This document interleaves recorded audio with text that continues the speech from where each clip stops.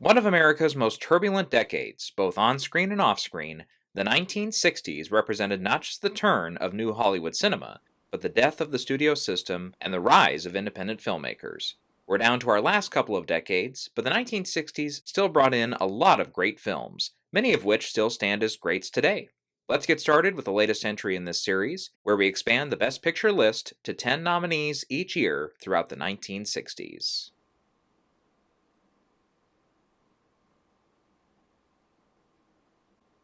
Billy Wilder's The Apartment could not be denied in the first year of the decade. With 10 nominations and 5 wins, including Best Director, Best Original Screenplay, and Best Picture, there really wasn't that much competition this year. The Sundowners, Elmer Gantry, The Alamo, and Sons and Lovers were our other 4 Best Picture nominees. Directors Jules Dawson and Alfred Hitchcock missed out on their films landing Best Picture nods. Dawson had Never on Sunday, which landed 5 total nominations, including Best Actress, Best Original Screenplay, and a couple of tech awards, and it's my number 6 Best Picture nominee this year. Hitchcock had a little film called Psycho, which only scored 4 nominations total, one of which, though, was Best Supporting Actress Janet Leigh. I think it had just enough to make it since the director is in, and I'll credit it as number 7. The last 3 slots are really tough because 1960 had a lot to offer. Inherit the Wind is my number 8, a film that could easily be remolded today to fit any number of controversial subject matters up for debate. In a less competitive year, Best Picture and more acting nominations were probably guarantees, but as is, it still landed Best Actor and Adapted Screenplay nominations, as well as a pair of technical nominations. Keep in mind, most of the 60s split the cinematography, art direction, and costume design categories by black and white versus color, so it was a little easier for films to get more nominations that way.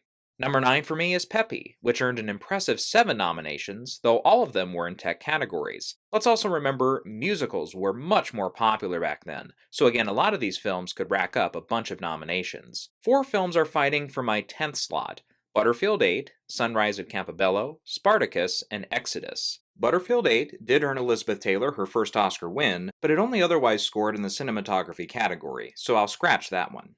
Exodus might have had some star power in its cast, including a Best Supporting Actor nominee and Academy Award nominated Otto Preminger in the director's chair, but with only 3 nominations, I'm also going to say it's out.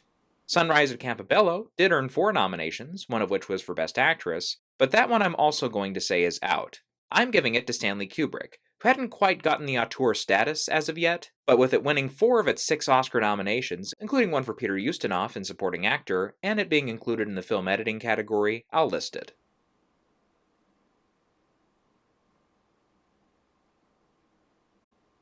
You see what I mean about musicals being popular?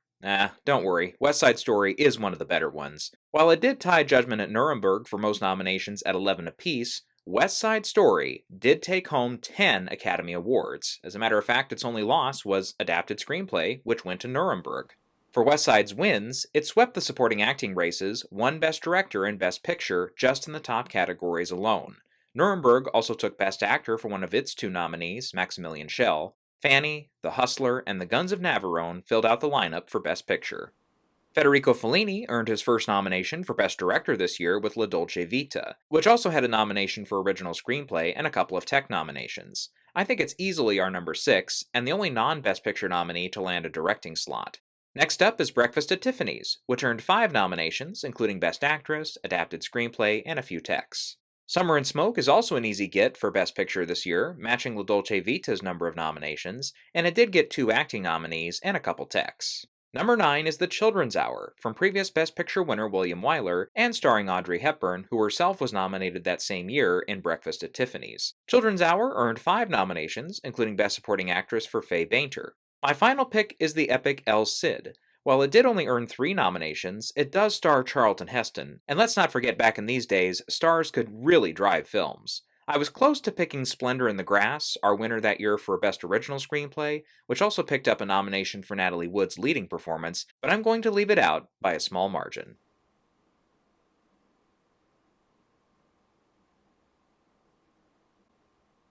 The Year of Lawrence of Arabia was another one where the competition had a hard time. Arabia led all films with 10 nominations and picked up 7 Oscars, including Best Director and Best Picture in the top categories. Arguably its closest competitor, To Kill a Mockingbird, shut it out of a couple of those top categories where it probably would have won another year. Best Actor, and Best Adapted Screenplay. The Music Man, The Longest Day, and Mutiny on the Bounty were also nominated for Best Picture that year. This time, we have three Best Director nominees being unable to bring their film across the finish line in Best Picture: David and Lisa, The Miracle Worker, and Divorce Italian Style. Of these three, I have to pick The Miracle Worker as my number 6. Very interesting to note, the film was able to grab 2 wins in the acting races, the director nomination, a screenplay nomination, and 1 tech nomination, yet the voters couldn't put it in for Best Picture? Interesting. The other 2 directors, I'll circle back to. Instead, for number 7, I'm going with The Days of Wine and Roses, which, like The Miracle Worker, smells like a film that in another year would easily have been a Best Picture nominee. Wine and Roses also earned 5 nominations, including 2 lead acting nominees and 3 tech nominations. For number 8, I'll go back to Divorce Italian Style. Its 3 nominations may seem small, but all 3 were in above-the-line categories, including Best Actor for Marcello Mastroianni and a win in Best Original Screenplay. For number 9, the other director left out in the cold, Frank Perry, for David and Lisa. Its only other nomination was in Adapted Screenplay, but I think it's in. My final pick is Birdman of Alcatraz. 3 of its 4 nominations came in the acting categories, and it's a film that historically has held up a bit better than, say, Gypsy or The Sweet Bird of Youth, both of which earned 3 nominations.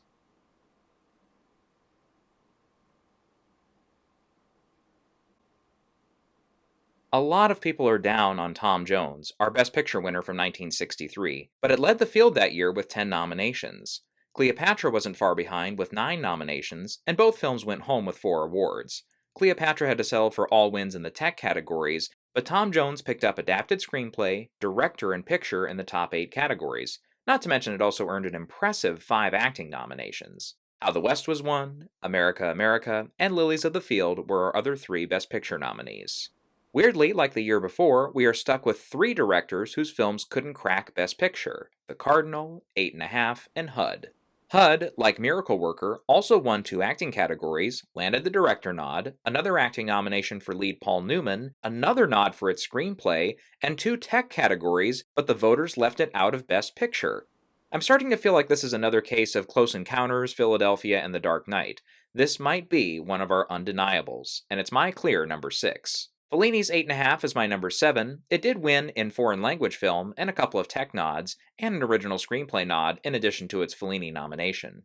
Our final directing nominee, Otto Preminger, I think would have found Oscar success again with more Best Picture slots, as The Cardinal was also up for an acting nomination and 4 tech categories, one of which was Best Film Editing. I know I like to harp on that category as an important one, and it is, though it is noting it was more common back in those days for some Best Picture winners to not even be nominated, like The Godfather Part 2, Annie Hall, Ordinary People, Marty, and one of our future Best Picture winners in this decade, A Man for All Seasons.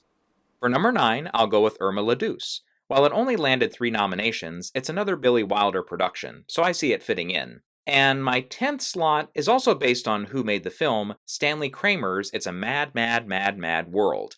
Out-and-out slapstick comedies like this are hard to come by in Best Picture lineups, I grant you that, but with the respect he had earned from the industry with his past ventures, I think they would have given him a pass on this one. Plus, it was up for 6 Oscars. I was close to picking Love with a Proper Stranger, which had 5 nominations, 2 of which were above the line in Original Screenplay and Best Actress, but Robert Mulligan, who had earned his first Oscar success the year before with To Kill a Mockingbird, might not have had the clout yet to land back-to-back Best Picture nominees.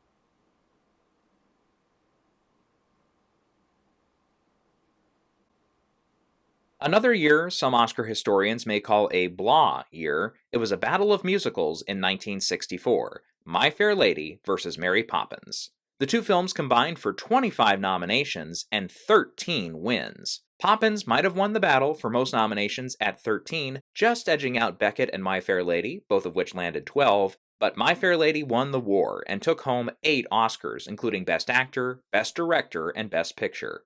Mary Poppins did have a win in the top 8 categories, though, for Julie Andrews' lead performance, and while Beckett stars Richard Burton and Peter O'Toole, 2 of Oscar's most losingest actors in history, by the way, crossed each other out in Best Actor, it did pick up a win in Adapted Screenplay. Zorba the Greek and Dr. Strangelove were our other 2 Best Picture candidates.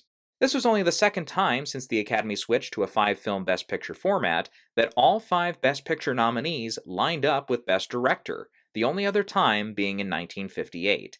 It wouldn't happen again until 1981. So for the sixth slot, I'm going to go with The Night of the Iguana. While it only had 4 nominations, with John Huston in the director's chair, 3 tech nods, and Grayson Hall landing a nomination in supporting actress, it's one that would have made the list.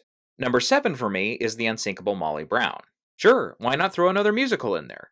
It earned 6 nominations, most coming below the line, but Debbie Reynolds did land a Best Actress nod too. Number 8 is actually our most nominated non-Best Picture nominee this year, Hush, Hush, Sweet Charlotte. Yeah, it's basically a horror movie, but it also landed 6 tech categories, one of which was Best Film Editing, and a Supporting Actress nod too. Next up is Father Goose. While it only earned 3 nominations, it did win the Oscar for Original Screenplay that year, so that's worth something. Then finally, there's What a Way to Go. Sure, why not throw another musical in there? Honestly, with so many of the other films we've already mentioned picking up so many nominations, there wasn't much left. Plus, this one does star Shirley MacLaine, who had earned a couple of acting nominations in previous years, and it's an era where if you have an open slot, throw in a musical.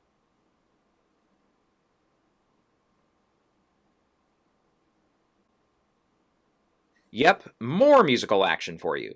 The Sound of Music and Dr. Zhivago went head-to-head this year, a battle of 2 previous Best Director winners, Robert Wise and David Lean. This wasn't quite as exciting as the Coppola vs. Fosse battles, since neither director was nominated the same year, outside of 1965. Both films were pretty even though, with 10 nominations and 5 wins apiece as well, though Sound of Music did pull off the categories of Best Director and Best Picture in the top 8, while Zhivago had to settle for Best Adapted Screenplay. Darling, Ship of Fools, and A Thousand Clowns were your other 3 Best Picture nominees.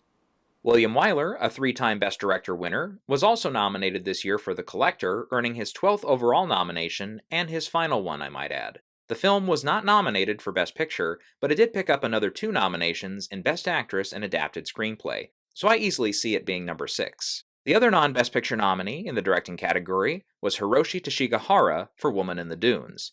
Guess that's the Robert Altman or David Lynch equivalent for the 1960s, because this film also did not earn any other nominations. I'll skip it for now. We have 4 more slots to fill, and I'm going to pick Cat Ballou as one of them. It did pick up a Best Actor win for Lee Marvin, an Adapted Screenplay nod, 2 music nods, and another one for its film editing. Next up is A Patch of Blue, which might not have covered the same categories, but also pulled in 5 nominations and an acting win. Carol Reed's The Agony and the Ecstasy is my number 9 pick. I think the subject matter, it's a biopic of sorts about Michelangelo and Pope Julius II, and starring Charlton Heston and Rex Harrison, would be enough to get it in. It also scored 5 nominations, though all were in tech categories. My final pick is Othello. Like My Man Godfrey and I Remember Mama before it, and Doubt after it, it took 4 acting nominations, but couldn't get in to Best Picture. While it didn't play anywhere else, I think that feat alone is worth mentioning, even if it is a film that does have blackface in it. I was also considering The Pawnbroker, as that was from Sidney Lumet and was actually something of an expected film that year to make a dent at the Oscars, but its sole nomination in Best Actor for Rod Steiger wasn't much to boast of.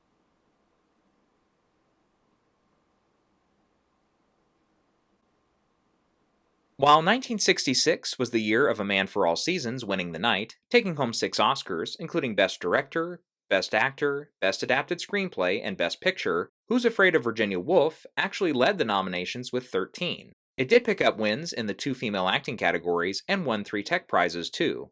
The Sand Pebbles, Alfie, and The Russians Are Coming, The Russians Are Coming filled out the Best Picture lineup. In the directing category, Fred Zinnemann and Mike Nichols were the only Best Picture nominees to make it in for their respective films. Blow Up, A Man and a Woman, and The Professionals all made director, but were overlooked for Best Picture. Of these 3, I'm going to list A Man and a Woman as the first to be included in a 10-picture field. It also had nominations in Best Actress and wins in Original Screenplay and Foreign Language Film. Another 4-time nominated film, The Fortune Cookie, I'm actually going to list above the other 2 directing nominees. It is, after all, from Billy Wilder, who was nominated for co-writing the script. Walter Matthau won Supporting Actor, and it had a couple of black and white tech nominations as well. Back to those other 2 directors, let's go with The Professionals next. It only managed Adapted Screenplay and Best Color Cinematography otherwise, but I think it makes it in. Blow Up squeaks by with its only other nomination being an Original Screenplay, and believe it or not, the most nominated non-Best Picture nominee, Hawaii, lands at number 10. With 7 nods, only one of them came in a top 8 category, Jocelyn Lagarde in Supporting Actress. It also was the highest grossing film of the year.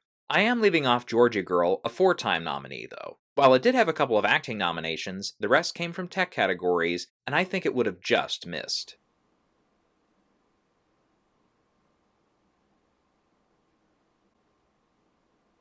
Like a few other years, 1967 features a pretty epic lineup for Best Picture. And don't forget, we do have several films that have become classics that weren't in just because it was a five-film field. Bonnie and Clyde and Guess Who's Coming to Dinner tied for most nominations coming into the night with 10 each. Dr. Dolittle was right behind them with 9 nominations, and both The Graduate and In the Heat of the Night earned 7 nominations, as did Thoroughly Modern Millie.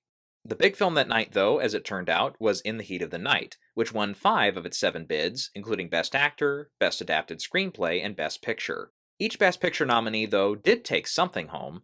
The Graduate won Best Director, Dr. Dolittle picked up Best Visual Effects and Best Song, Bonnie and Clyde won for Best Supporting Actress and Best Cinematography, the first time in decades the category was not split by color versus black and white, and Guess Who's Coming to Dinner won both Best Actress and Original Screenplay. One thing I feel I should point out, Oscar legend John Williams received his first nomination this year for Valley of the Dolls. In the directing category that year, the odd man out was Richard Brooks for In Cold Blood. Weird, he was also nominated for a non-Best Picture nominee the year before, The Professionals. In Cold Blood fared a little better though, and also picked up a couple of tech nominations and an adapted screenplay bid. I think it's in, but it would be my number 7. Just ahead of it is Cool Hand Luke, another 4-time nominated film, though that one won Supporting Actor, picked up another nomination in Best Actor, another in Adapted Screenplay, and an Original Score nod as well. For number 8, let's go with a film we've already mentioned, Thoroughly Modern Millie. Sure, why not throw another musical in there? Outside of Carol Channing in Supporting Actress, it only played in the tech categories. For number 9, I'll pick Camelot. Sure, why not throw another musical in there? Winning 3 of its 5 technical bids is pretty impressive, again for a film that wasn't in the Best Picture lineup. And for number 10, I'm going with the 4-time nominated The Dirty Dozen. While its Best Film Editing and Supporting Acting nominations are noteworthy, it only otherwise managed nominations in the 2 sound categories, one of which it won for. Again, another case of a film that would have garnered more nominations in a less competitive year.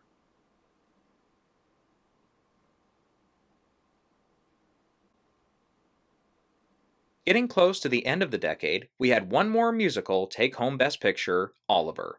Its 11 nominations led all films that year, and with 5 wins, including Best Director and Best Picture in the top categories, it couldn't be stopped. Funny Girl, The Lion in Winter, Romeo and Juliet, and Rachel Rachel filled out our Best Pictures. Let's get another fun fact out of the way. While it may be common knowledge to Oscar fans, it's still worth mentioning. This year, Katharine Hepburn and Barbra Streisand tied for Best Actress, the only time a tie has occurred in a top 8 category since 1931, when the Oscars were still in the early going, and the Best Actor category awarded 2 of its 3 nominees. We had 2 more odd men out this year, with Stanley Kubrick being recognized for 2001: A Space Odyssey, and Gilo Pontecorvo for The Battle of Algiers. 2001 I will list as number 6. It did also have nominations in screenplay and a couple of tech categories. Weird, that one was recognized in the original screenplay category, even though co-writer Arthur C. Clarke did take some material from a short story he wrote 17 years earlier. I might come back to the Battle of Algiers. In the meantime, how about The Subject Was Roses? It did only play in a couple of acting categories, Best Supporting Actor being a win for Jack Albertson, but this feels like one that could have gotten more love. Another film only up for 2 Oscars, but one that I think would have made the list is Mel Brooks's The Producers. Sure, it won for original screenplay, and only had Gene Wilder's supporting acting bid behind it, but the popularity of the film I think would have been enough. At number 9, let's pick Rosemary's Baby. Again, I know it's not often that the Academy of old goes with a horror film, and this one only earned a pair of nominations, one of which it won for Best Supporting Actress, but its other bid was Adapted Screenplay, a pretty major one, and it was an instant hit with the public. For number 10, let's say it goes to Star. Sure, why not throw another musical in there? Like Thoroughly Modern Millie before it, it starred Julie Andrews, received the most nominations for a film not to be included in the Best Picture lineup, both of which had the same number, 7, and only played in tech categories outside of a nomination in a supporting acting race. It also is an offering from Robert Wise, who picked up 2 Best Directing statuettes this decade already.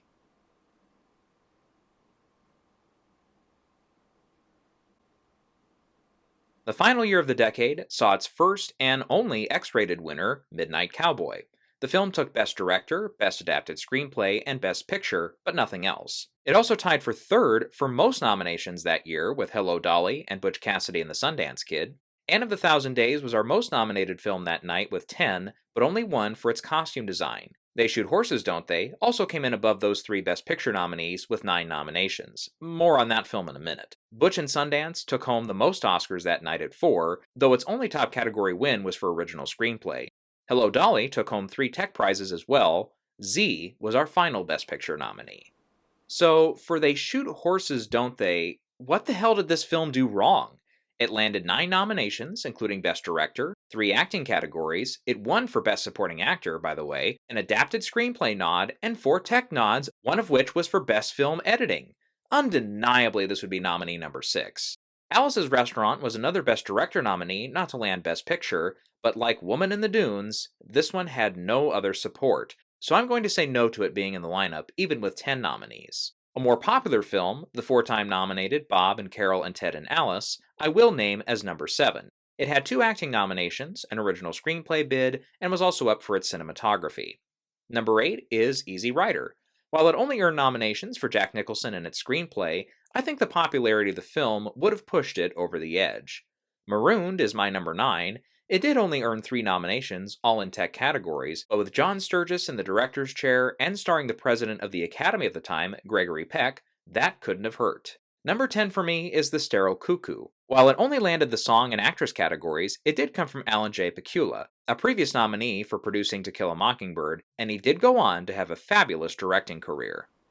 That does it for the 60s. Next time, we wrap up the series with a decade that seems to be everyone's favorite, the 1980s.